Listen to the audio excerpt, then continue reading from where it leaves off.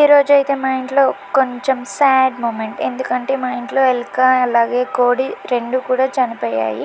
ఎలుక అయితే బాగా స్మెల్ కూడా వస్తుంది. రెండిటినైతే పట్టుకున్నాను. నేను నిక్కీ బాబు అయితే పడేద్దామని అయితే స్టార్ట్ అయ్యాము. వాడు మాత్రం రోడ్డు మీద పరుగులు తీస్తూ ఉన్నాడు.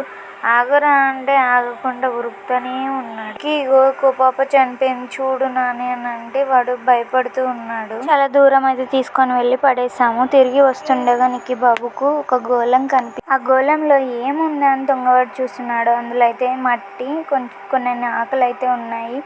సరే ఏం లేవు కానీ తిరిగి ఇంటికైతే వెళ్తున్నా. రోడ్డు మీద నిక్కి నడుస్తుంటే ఉరికినట్టే అనిపిస్తుంది. వాడు ఎక్కడ కింద పడతాడో ఎక్కడ దెబ్బ తగులుతాయో అనిపిస్తుంది. ఫైనల్ గా అయితే ఇంటికైతే వచ్చేసాము. ఇంటికి వచ్చి చూడగానే అమ్మమ్మ లేదు, తాతయ్య లేడని నిక్కీ బాబు అయితే చూస్తున్నాడు. అంతలోనే మా నాన్న అయితే ఇంటికైతే వచ్చేసాడు బండి వేసుకొని. నిక్కీ అనే ఆనందానికి అయితే హద్దులే లేవు. ఎగురుతున్నాడు, దునుకుతున్నాడు. తాత వచ్చాడనే ఆనందం వానికి.